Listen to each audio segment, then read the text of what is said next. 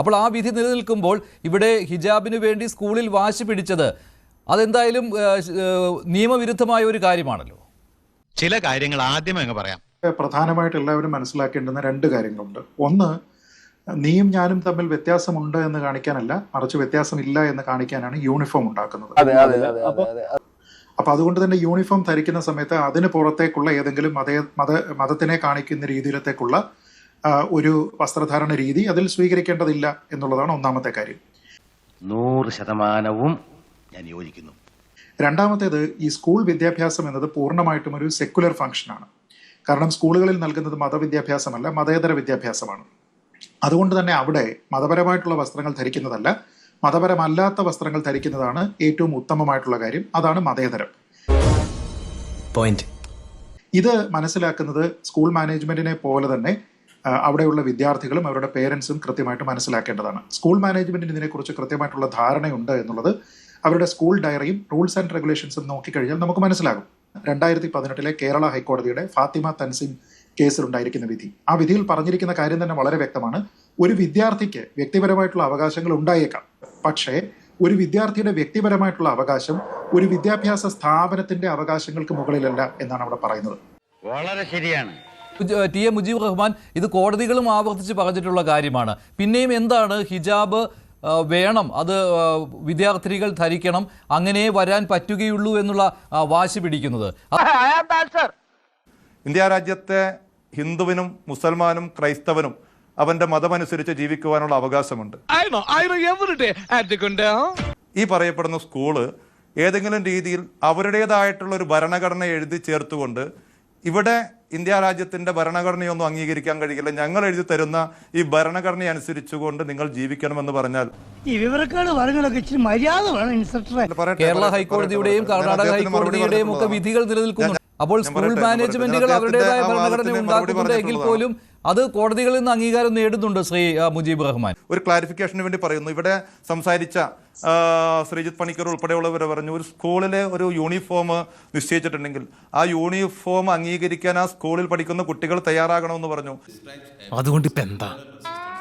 ആ കുട്ടിയുടെ മതവിശ്വാസം അനുസരിച്ചുകൊണ്ട് സ്കൂളിലേക്ക് കടന്നു ചെല്ലുമ്പോൾ അവളുടെ മതവിശ്വാസം ഇവിടെ ഈ സ്കൂളിന്റെ യൂണിഫോമിന് വിരുദ്ധമാണ്. അതുകൊണ്ട് തന്നെ നിന്റെ തലയിലുള്ള തട്ടൻ അഴിച്ചു വെച്ചിട്ടേ ഈ സ്കൂളിന്റെ കോമ്പൗണ്ടിലേക്ക് കയറാൻ പാടുള്ളൂ എന്ന് പറയുന്നത് ഏതെങ്കിലും RSSന്റെയോ അതില്ലെങ്കിൽ ഏതെങ്കിലും സംഘപരിവാറിന്റെയോ സ്കൂളിലല്ല. ഏത് റൂട്ടിലേക്കാ വണ്ടി തിരിക്കണേന്ന് എനിക്കിപ്പോ മനസ്സിലായി. ആ പറയുന്ന ഹെഡ് മിസ്സസിനെ സംബന്ധിച്ചിടത്തോളം അവരൊരു കന്യാസ്ത്രീയാണ്. ആ കന്യാസ്ത്രീ ആയിട്ടുള്ള ആ ഹെഡ് മിസ്സസ് അവരുടെ മതത്തിന്റെ ശാസ്ത്രങ്ങൾ അനുസരിച്ചുകൊണ്ടുള്ള വേഷം ധരിച്ചുകൊണ്ട് പറയുന്നു, ഞാൻ എൻ്റെ ഈ മതത്തിന്റെ ശാസന അനുസരിച്ച് കൊണ്ടുള്ള ഈ ശിരോവസ്ത്രം ഞാൻ ധരിക്കും, പക്ഷെ നീ അത് ധരിക്കാൻ പാടില്ല എന്ന് പറയുന്നത് നോക്കൂ. അദ്ദേഹം ഇതുവരെ പറഞ്ഞിരിക്കുന്ന കാര്യത്തിൽ പ്രധാനപ്പെട്ട 2-3 പ്രശ്നങ്ങളുണ്ട്. ഒന്ന്, അദ്ദേഹം പറയുന്നത് മതസ്വാതന്ത്ര്യം അനുസരിച്ച് നമ്മുടെ നാട്ടിലുള്ള ആൾക്കാർക്ക് സ്കൂളുകളിൽ ഉൾപ്പെടെ ജീവിക്കാനുള്ള സ്വാതന്ത്ര്യം നമ്മുടെ ഭരണഘടന അനുവദിക്കുന്നുവെന്നാണ്. അങ്ങനെ ഇല്ല. എല്ലാ ഇടങ്ങളിലും നമുക്ക് മതസ്വാതന്ത്ര്യം അനുവദിക്കപ്പെടുന്നില്ല എന്നുള്ളത് അദ്ദേഹം ആദ്യം തന്നെ മനസ്സിലാക്കണം. സ്കൂളുകളിൽ ഒരു സ്കൂളിന്റെ മാനേജ്മെന്റിന് അവർക്കിഷ്ടമുള്ള രീതിയിലത്തേക്കുള്ള യൂണിഫോം പ്രിസ്ക്രൈബ് ചെയ്യുന്നതിന് വേണ്ടിയിട്ട് സുപ്രീം കോടതി തന്നെ അനുവാദം നൽകിയിട്ടുണ്ട്. അതായത് സുപ്രീം കോടതി തന്നെ പറഞ്ഞിരിക്കുന്നത് വിദ്യാഭ്യാസ സ്ഥാപനങ്ങളിലോ തൊഴിലിടങ്ങളിലോ തൊഴിലുടമയ്ക്ക് അല്ലെങ്കിൽ വിദ്യാഭ്യാസ സ്ഥാപനത്തിന്റെ മാനേജ്മെന്റിന് അവർക്കിഷ്ടമുള്ള യൂണിഫോം ഏതാണോ അത് നിഷ്കർഷിക്കാം. അതിന്റെ നിറം എല്ലാം അത് തന്നെയാണ് ഞാൻ ധരിക്കുന്നത് എന്ന് പറഞ്ഞുകൊണ്ട് അതിന് പുറമെ ആ വസ്ത്രത്തിന്റെ ഭാഗമല്ലാത്ത മറ്റൊരു വസ്ത്രം ധരിച്ചു കഴിഞ്ഞാൽ അത് യൂണിഫോമിന്റെ വയലേഷനാണ്. ഒന്നാമത്തെ കാര്യം. 2, ഒരു സ്കൂളിലേക്ക് ഒരു കുട്ടിയെ ചേർക്കുന്ന സമയത്ത് അവിടെയുള്ള രക്ഷകർത്താവിന് കൃത്യമായിട്ട് അറിയാം ഈ സ്കൂളിലുള്ള യൂണിഫോം എന്താണ് എന്ന്. അതുകൊണ്ട് തന്നെ ആ യൂണിഫോം എൻ്റെ കുട്ടി കംപ്ലൈ ചെയ്യാനായിട്ട് ഞാൻ സന്നദ്ധനാണ് എന്ന് പറഞ്ഞുകൊണ്ട് അവരുടെ മാനുവലിൽ 2 ഇടങ്ങളിലായി പ്രത്യേകം പറയുന്ന കാര്യത്തിൽ ഒപ്പിട്ടുകൊടുത്ത് എക്സ്പ്രസ് പെർമിഷനോട് കൂടിയിട്ട് ഈ കുട്ടിയെ സ്കൂളിൽ വിട്ടിട്ട് അത് പറ്റില്ല, എനിക്ക് എൻ്റെ ഇഷ്ടത്തിൽ മാത്രമേ കുട്ടിയെ വിടാൻ പറ്റൂ എന്ന് പറയുന്നത് ചട്ടവിരുദ്ധമായിട്ടുള്ള ഒരു കാര്യമാണ്. അതൊക്കെ ആദ്യമേ ആലോചിക്കണമായിരുന്നു. അടുത്തത് അദ്ദേഹം പറഞ്ഞിരിക്കുന്നത് സ്കൂളിന്റെ കോമ്പൗണ്ടിൽ പ്രവേശിക്കുന്നതിന് തന്നെ അതിന് വിലക്കുണ്ട് എന്നാണ്. പല സ്ഥലങ്ങളിലും അങ്ങനെയല്ല. ഇപ്പോൾ കർണാടകയിലെ കേസ് പരിഗണിച്ചു കഴിഞ്ഞാൽ തന്നെ അവിടെ കോടതി പറഞ്ഞിരുന്നത് നിങ്ങൾക്ക് സ്കൂളിന്റെ കോമ്പൗണ്ടിൽ തട്ടമിട്ട് പ്രവേശിക്കുന്നതിന് കുഴപ്പമില്ല, പക്ഷേ ക്ലാസ് നടക്കുന്ന സമയത്ത് ക്ലാസ്സിൽ വെച്ച് ക്ലാസ് മുറിയിൽ വെച്ച് നിങ്ങൾക്ക് ഹിജാബ് ധരിക്കാൻ പറ്റില്ല എന്ന് മാത്രം. മനസ്സിലാകുന്നുണ്ടാവല്ലോ, മനസ്സിലായില്ലെങ്കിൽ പറയണം. 3, അദ്ദേഹം പറഞ്ഞിരിക്കുന്നത് കന്യാസ്ത്രീ അവരുടെ മതപരമായിട്ടുള്ള വസ്ത്രം ധരിച്ചിട്ടാണ് ക്ലാസ് എടുക്കുന്നത്. ഹെഡ് മിസ്ട്രസ് അത് തന്നെയാണ് ധരിക്കുന്നത്. അവർക്കാകാം, കുട്ടിക്കാവില്ല എന്നുള്ളതാണ്. ഈ യൂണിഫോം എന്ന് പറയുന്നത് പ്രിസ്ക്രൈബ് ചെയ്യപ്പെടുന്നത് ഒരു വിദ്യാഭ്യാസ സ്ഥാപനത്തിലെ കുട്ടികൾക്കാണ് യൂണിഫോം, അല്ലാതെ ഇവിടെ പഠിപ്പിക്കുന്ന ആൾക്കാർക്കല്ല. അവന് തലക്കകത്തൊരു കോപ്പുമില്ല. അതായത് താങ്കൾ പറഞ്ഞിരിക്കുന്നത് പോലെ തന്നെ മൈനോറിറ്റീസിന് വിദ്യാഭ്യാസ രംഗത്ത് അവരുടെ പ്രവർത്തനങ്ങൾ വ്യാപിപ്പിക്കുന്നതിന്റെ ഭാഗമായിട്ട് കേന്ദ്ര സർക്കാർ കൊണ്ടുവന്നിരിക്കുന്ന നിയമത്തിനനുസരിച്ചാണ് നമ്മുടെ നാട്ടിൽ ന്യൂനപക്ഷ വിഭാഗങ്ങളൊക്കെ തന്നെ സ്കൂൾ നടത്തുന്നത്. അങ്ങനെ സ്കൂൾ നടത്തുന്ന സ്ഥലത്ത് അവരുടേതായിട്ടുള്ള മതപരമായിട്ടുള്ള കാര്യങ്ങൾ ഉപയോഗിക്കാൻ പാടില്ല എന്ന് നിയമമില്ല. അതുകൊണ്ട് തന്നെ ഒരു ഹെഡ് മിസ്ട്രസിന് അവരുടെ മതവസ്ത്രമോ അവരുടെ ശിരോവസ്ത്രമോ ധരിക്കാം, ക്ലാസ് എടുക്കുന്ന ആൾക്കാർക്ക് ധരിക്കാം. പക്ഷെ എന്ന് കരുതി അതേപോലെ അല്ല അവിടെ വരുന്ന ആൾക്കാർക്ക്. എഡ്യൂക്കേഷൻ തീരില്ലാത്തോണ്ടാ. ഒരു ഇൻസ്റ്റിറ്റ്യൂഷനിൽ നമ്മൾ ചെല്ലുന്ന സമയത്ത് അവിടുത്തെ ഡ്രസ് കോഡ് ആർക്കാണോ ആപ്ലിക്കബിൾ അവരാണത് ചെയ്യുക. ഇപ്പൊ നിങ്ങളൊരു കേസിൽ പ്രതിയായിട്ട് കോടതിയിലേക്ക് പോവുകയാണെങ്കിൽ നിങ്ങൾ ഇന്ന വസ്ത്രം ധരിക്കണമെന്ന് യാതൊരു വിധത്തിലുള്ള നിർബന്ധവുമില്ല. പക്ഷെ നിങ്ങൾക്ക് വേണ്ടി അവിടെ ഹാജരാകുന്ന അഭിഭാഷകന് ഒരു ഡ്രസ് കോഡ് ഉണ്ട്, അഭിഭാഷകന് അത് ധരിച്ചേ മതിയാകൂ. നിങ്ങളൊരു പരാതി പറയാനായിട്ട് പോലീസ് സ്റ്റേഷനിൽ പോകുമ്പോൾ നിങ്ങൾക്ക് ഇഷ്ടമുള്ള വസ്ത്രം നിങ്ങൾക്ക് ധരിക്കാം. പക്ഷെ അവിടെ നിങ്ങളുടെ ഈ പരാതി കേൾക്കുന്ന പോലീസ് ഉദ്യോഗസ്ഥൻ ഡ്യൂട്ടിയിലാണെങ്കിൽ ഒരു വസ്ത്രം ധരിച്ചേ പറ്റൂ. അപ്പൊ എല്ലാ ആൾക്കാർക്കും ഈ യൂണിഫോം എന്ന് പറയുന്നത് പ്രിസ്ക്രൈബ് ചെയ്യുന്നില്ല. ആർക്കാണോ പ്രിസ്ക്രൈബ് ചെയ്യപ്പെടുന്നത് ആ പ്രിസ്ക്രൈബ് ചെയ്യപ്പെടുന്ന ആൾക്കാർ അത് ചെയ്യണം. അതല്ലാതെ അതിന് ഈ പഠിപ്പിക്കാൻ വരുന്ന അധ്യാപിക ധരിച്ചിരിക്കുന്ന ശിരോവസ്ത്രത്തെയും പഠിക്കാൻ വരുന്ന കുട്ടി ധരിച്ചിരിക്കുന്ന ഹിജാബിനെയും തമ്മിൽ താരതമ്യം ചെയ്യുക എന്ന് പറഞ്ഞാൽ നിങ്ങൾക്ക് അതിന്റെ ഫണ്ടമെന്റൽ ആയിട്ടുള്ള തത്വം അറിയില്ല എന്നുള്ളതാണ്. അങ്ങനെ നോക്കിയാൽ ഇത് നടക്കില്ല. ഈ ചർച്ചയിൽ എനിക്ക് സൂചിപ്പിക്കാനുള്ളത്, ന്യൂസ് 18 ചാനലിൽ വിളിച്ചിട്ടുള്ള ഈ ചർച്ചയിൽ ഈ 3 പ്രതിനിധികളും സംസാരിക്കുന്നത് ഈ ഹിജാബിന് വിരുദ്ധമായിട്ടുള്ള ഒരു സംസാരം. അത് തമ്പി വ്യക്തമാക്കണം. ഹിജാബിന് വിരുദ്ധം എന്ന് പറയല്ലേ? ഹിജാബിന് വിരുദ്ധമായിട്ട് ആരും സംസാരിക്കുന്നില്ല. ഹിജാബ് ധരിക്കുന്നത് തെറ്റാണെന്നോ അല്ലല്ല, അങ്ങനെ ആരും സംസാരിച്ചിട്ടില്ല കേട്ടോ ഹിജാബിന് വിരുദ്ധമായിട്ട്. രാജ്യത്തെ ന്യൂനപക്ഷ വിഭാഗങ്ങൾക്ക്, ഈ രാജ്യത്തെ മനുഷ്യർക്ക് അവരെന്ത് കഴിക്കണം, അവരെന്ത് ധരിക്കണം എന്നുള്ളത് തീരുമാനിക്കാനുള്ള അവകാശം അവർക്കുണ്ട്. അത് നേരത്തെ അദ്ദേഹം സൂചിപ്പിച്ചതുപോലെ മാർക്കറ്റിൽ പോകുമ്പോൾ ഹിജാബ് ധരിക്കാം. അത് കലാലയങ്ങളിലേക്ക് വരുമ്പോൾ അവർക്ക് അവരുടെ മതപരമായിട്ടുള്ള ഒരു മുസ്ലിം സ്ത്രീയെ സംബന്ധിച്ചിടത്തോളം അവരുടെ ശരീരം മൊത്തം മറക്കപ്പെടേണ്ടതാണ് എന്നുള്ളത് തന്നെയാണ് അവരുടെ വിശ്വാസം.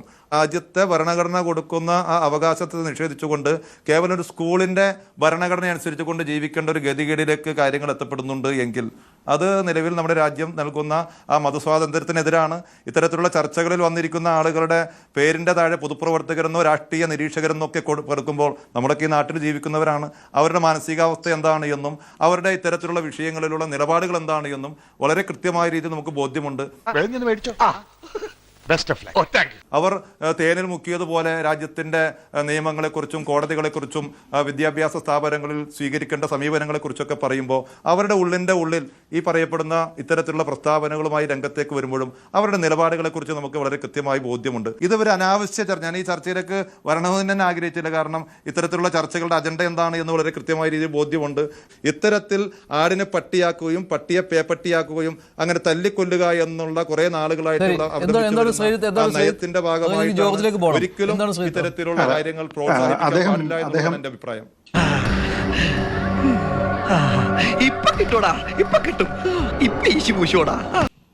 ശരി, അദ്ദേഹം ഇവിടെ പറഞ്ഞിരിക്കുന്ന ഒരു കാര്യമുണ്ട്. അതായത് ഒരു കന്യാസ്ത്രീ യൂണിഫോം നിലനിൽക്കുന്ന ഒരു സ്ഥലത്ത് കന്യാസ്ത്രീയുടെ അതേ വസ്ത്രത്തിൽ തന്നെ പോകുന്നു എന്നുള്ളത്. ഇവിടെയാണ് അദ്ദേഹം മനസ്സിലാക്കേണ്ടത് എസെൻഷ്യൽ റിലീജിയസ് പ്രാക്ടീസ് എന്താണ്. അതുവരെ അംഗീകരിച്ചിരിക്കുന്നതാണ്.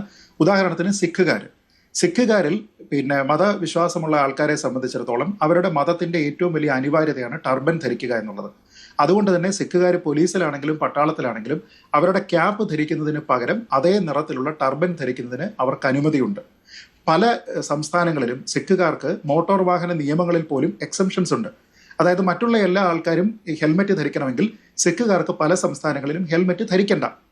കാരണം എന്താണ്? അത് മതപരമായിട്ടുള്ളവരുടെ എസെൻഷ്യൽ റിലീജിയസ് പ്രാക്ടീസ് ആണ്.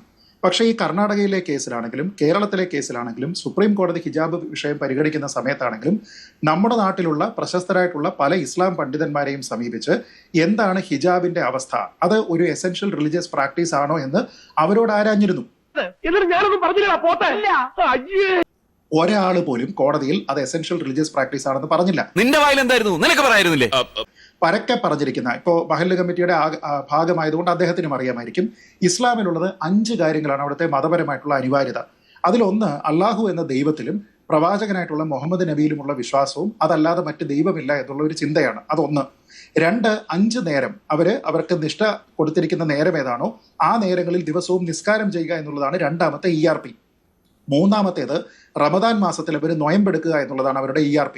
4, ഏതൊരു മുസ്ലിമും അയാളുടെ വരുമാനത്തിന്റെ ഒരു ഭാഗം ചാരിറ്റിക്ക് കൊടുക്കണമെന്നുള്ള സക്കാത്താണ് 4-മത്തേത്.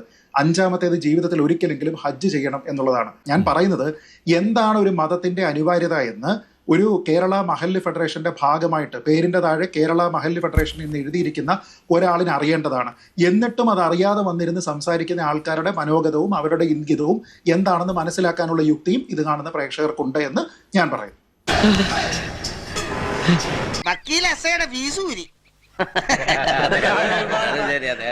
ശ്രീ ജോർജ് മുണ്ടക്കയം SDPA പ്രതിനിധിയാണ്, സംസ്ഥാന കമ്മിറ്റി അംഗമാണ്. എവിടെയായിരുന്നു? SDPA സംബന്ധിച്ചിടത്തോളം രാജ്യത്തെ ഞങ്ങൾ വളരെ കൃത്യമായി രാജ്യത്തെ ഭരണഘടനയ്ക്കൊപ്പവും നിയമവ്യവസ്ഥയ്ക്കൊപ്പവും നിൽക്കുന്നവരാണ്. അറിയാം, ഞാൻ കേട്ടിട്ടുണ്ട്. എന്നാ ബാക്കിയും കൂടെ കേട്ടോ. ഇത് ഒക്ടോബർ പകുതിയായി. ഈ സമയത്താണ് ഹിജാബ് ഒരു പ്രശ്നമായി വരുന്നത്. ഇതിലെ വെറുപ്പ് പ്രചരിപ്പിക്കാനുള്ള വലിയ സംഘടിതമായ വലിയ ശ്രമങ്ങൾ ഞങ്ങൾ കൃത്യമായി മനസ്സിലാക്കുന്നുണ്ട്. SDPA ഈ വിഷയത്തിൽ ഒരു തരത്തിലും ബന്ധപ്പെട്ടിട്ടില്ല എന്നുള്ളത് അടിവരയിട്ട് പറയാൻ ഞാൻ ആഗ്രഹിക്കുകയാണ്. കാരണം സ്കൂൾ മാനേജ്മെന്റ് ആ രീതിയിലാണ് പറയുന്നത്. അവരുമായി ബന്ധപ്പെട്ടുള്ള PTA പ്രതിനിധിയും അങ്ങനെ തന്നെയാണ് പറഞ്ഞത്. SDPA ആണെന്ന് സംശയിക്കുന്ന രീതിയിലാണ് പറഞ്ഞിരിക്കുന്നത്. അതാണ് ഞാൻ ചോദിച്ചത്. ഓക്കെ, ഇപ്പൊ നിലവിലത്തെ രാഷ്ട്രീയ അന്തരീക്ഷം നമുക്കറിയാവുന്നതുപോലെ 2 മലയാളികളായ കന്യാസ്ത്രീകൾ ഛത്തീസ്ഗഡിൽ ഈ നായിന്റെ മോനെ ഇനി ഞാൻ കൊന്നുകളയും. നീ എന്ത് പറഞ്ഞാലും എന്തിനാണ് അമേരിക്ക പോകുന്നത്? ഇവിടെ വലിയ രീതിയിലുള്ള ആൾക്കൂട്ട ആക്രമണത്തിന് അടക്കം ഇരയായ ഒരു സാഹചര്യത്തിൽ നിങ്ങൾ നോക്കൂ, ഈ സോഷ്യൽ ഡെമോക്രാറ്റിക് പാർട്ടി മാത്രമാണ് ആ കന്യാസ്ത്രീകളുടെ വിഷയത്തിൽ ഏറ്റവും കൃത്യമായ നിലപാടെടുത്തത്. എൻ്റെ വീട്ടിൽ നിന്ന് 100 മീറ്റർ മാത്രം അകലമുള്ള പള്ളിയിൽ രാത്രി 12 മണിക്ക് ശേഷം ചർച്ച് ബെല്ല് മുഴങ്ങുകയുണ്ടായി. ബെല്ലടിച്ചതിന് ശേഷം 2 പേര് സ്കൂട്ടറിൽ ഓടിപ്പോകുന്നതാണ് കണ്ടത്. അവസാനം അവരുടെ വാഹനത്തിൻ്റെ രജിസ്ട്രേഷൻ നമ്പറും മറ്റു കാര്യങ്ങളും എല്ലാം കിട്ടിക്കഴിഞ്ഞപ്പോൾ ഇത് ഈ വിഭാഗത്തിൽപ്പെട്ട 2 ചെറുപ്പക്കാരാണെന്നുള്ള കാര്യങ്ങൾ മനസ്സിലായി. എല്ലാത്തിനും പിടിച്ചകത്തിട്ട് ചന്തിക്കിട്ട് 4 പൊട്ടിക്കണം. SDPA ആണ് ഇതിന് പിന്നിലെന്നുള്ള കാര്യവും വരുന്നുണ്ടല്ലോ, അങ്ങനെയും ഒരു ആരോപണമുണ്ടല്ലോ. ആരോപണമല്ലല്ലോ, ആരോപണം അങ്ങനെ പറയാൻ പറ്റുക? ഒരു തൃപ്പൂണിത്തുറ നിയോജക മണ്ഡലം വൈസ് പ്രസിഡന്റ് സ്വയം പരിചയപ്പെടുത്തിയ ആള് SDPAക്കാരനാണെന്ന് പറയുമ്പോ എങ്ങനെയാണ് ആരോപണമായിട്ട് മാറുന്നത്? യാഥാർത്ഥ്യമല്ലേ അത്? അത്തരത്തിൽ എന്തെങ്കിലും പോലീസ് കംപ്ലൈന്റുകളോ പോലീസ് രജിസ്റ്റർ ചെയ്ത എന്തെങ്കിലും കേസുകളോ നിലവിലുണ്ടോ? നീയാണല്ലോ കോടതി. കംപ്ലൈന്റ് ഉണ്ട്. പോലീസ് അധികാരികൾ FIR ഇടുന്ന ഉത്തരവാദിത്വം സംസ്ഥാനം ഭരിക്കുന്ന സർക്കാരിന്റെ നിയന്ത്രണത്തിലുള്ള പോലീസാണ്. ഞങ്ങൾ പരാതി കൊടുത്തിട്ടുണ്ട്. എന്നിരുന്നാൽ ഈ ബ്രാഞ്ച് കമ്മിറ്റിന് അപ്പുറത്തുനിന്ന് ഈ പറയുന്ന തൃപ്പൂണിത്തുറ നിയോജക മണ്ഡലം വൈസ് പ്രസിഡന്റ് വരണമെങ്കിൽ കൃത്യമായിട്ട് SDPA ഇടപെടലുണ്ട്. അതെ, ഇത് ഏത് നിയോജക മണ്ഡലത്തിൽ പെട്ടതാണ്? തൃപ്പൂണിത്തുറ നിയോജക മണ്ഡലം ഞാൻ ഇത്ര നേരം ഞാൻ പറയുന്നത് കേൾക്കുന്നില്ല. മുസ്ലിം സ്ത്രീകൾ തലമറക്കാറുണ്ട്. ആ തലമറക്കുന്നതിനെ എന്തോ വലിയ ഒരു തീവ്രവാദ പ്രവർത്തനമായി ആ തലമറച്ചുകൊണ്ടൊരു അങ്ങനെയൊന്നും ആരും പറഞ്ഞ മുജീബ്, അത് താങ്കളാണ് ഇപ്പോൾ അസത്യം പ്രചരിപ്പിക്കാൻ നോക്കുന്നത്. അങ്ങനെ ആരാണ്? എന്തോന്നാടോ ഇത്? എവിടെ നിന്ന് കിട്ടിയോടോ ഈ ഉണ്ടാക്കണേ? മതപരമായിട്ടുള്ള അനിവാര്യത എന്താണെന്ന് നിങ്ങൾ ആദ്യം പോയി മനസ്സിലാക്കൂ. നിങ്ങളുടെ മതത്തിലുള്ള ജീവിച്ചിരിക്കുന്ന ഏറ്റവും പ്രധാനപ്പെട്ട മുസ്ലിം പണ്ഡിതന്മാരെ കൺസൾട്ട് ചെയ്തിട്ടാണ് ഈ പല കോടതികളും, കേരള ഹൈക്കോടതി ആണെങ്കിലും കർണാടക ഹൈക്കോടതി ആണെങ്കിലും ഈ സുപ്രീം കോടതി ആണെങ്കിലും ഈ കാര്യത്തിൽ അഭിപ്രായം രൂപീകരിച്ചത്. അല്ലാതെ ഇവരാരും മതപരമായിട്ടുള്ള കോടതികളല്ല. അത് ശ്രീമാൻ ഹരിപ്രസാദിന്റെ വാദഗതികളോട് എനിക്ക് പൂർണ്ണ യോജിപ്പാണ്. 2018 കോടതി വിധിയെ മാനിക്കാൻ ഇവിടെ SDPA ആണെങ്കിലും മഹല്ല് കോൺഫെഡറേഷൻ ആണെങ്കിലും തയ്യാറാകുമോ എന്നുള്ള ഒരൊറ്റ ചോദ്യമേ ഉള്ളൂ. നിന്റെ കണ്ണാക്കിൽ പിന്നാക്ക് തള്ളിക്കയറ്റി വെച്ചേക്കാ. സമാധാനത്തോടു കൂടി ജീവിക്കുന്നതിന് വേണ്ടിയുള്ള സാഹചര്യം ഉണ്ടാക്കേണ്ടതിന് പകരം അനാവശ്യ വിവാദങ്ങൾ ഉണ്ടാക്കി നമ്മുടെ നാട്ടിലെ സ്വൈര്യ ജീവിതം തകർക്കുന്ന സാഹചര്യം ഉണ്ടായി. അനാവശ്യ വിവാദം അത് എഗ്രി ചെയ്യേണ്ടതാണ്. കാരണം 2018 ഹൈക്കോടതി വിധി ഉണ്ടായിട്ടും അത് വായിച്ച് മനസ്സിലാക്കാൻ വയ്യാതെ ഇവരൊക്കെ ഇതേ കാര്യം തന്നെ വീണ്ടും റിപ്പീറ്റ് ചെയ്തുകൊണ്ടിരിക്കുക. അദ്ദേഹം പറഞ്ഞതിനോട് പൂർണ്ണമായിട്ട് യോജിക്കുക. ഇയാൾ ഉരുളക്കുപ്പേരി കോളേജിൽ നിന്ന് ഡിഗ്രി എടുത്ത് വന്നിരിക്കുകയാണ്, ഒരു തർക്കക്കാരൻ. കോടതി വിധി എന്താണെന്നുള്ളത് നിങ്ങൾക്കും ബൈൻഡിംഗ് ആണെന്ന് നിങ്ങൾ മനസ്സിലാക്കണം. അതെന്താ ശ്രീ പണിക്കർ ഹൈക്കോടതി വിധി പറഞ്ഞ ഒക്കത്തില്ലേ? അതെന്താ ശ്രീ പണിക്കർ ഹൈക്കോടതി വിധി പറഞ്ഞ ഒന്നുമല്ല, നമ്മുടെ നാട്ടിലെ ഹൈക്കോടതി വിധി നിങ്ങൾക്കും എനിക്കും ഒരേപോലെ ബാധകമായിട്ടുള്ള ഒരു രാജ്യമാണ്. ഈ ലോ ഓഫ് ദ ലാൻഡ് ആണ്. കോടതിയുടെ വിധി വന്ന് 7 കൊല്ലം കഴിഞ്ഞ് ഫൈനാലിറ്റി വന്നു കഴിഞ്ഞാൽ അത് ലോ ഓഫ് ദ ലാൻഡ് ആണ്.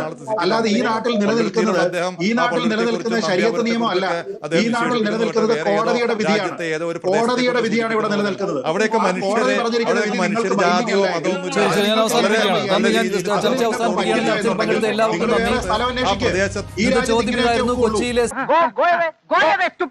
In the house of my wife and daughter, you will not see any minute of the today.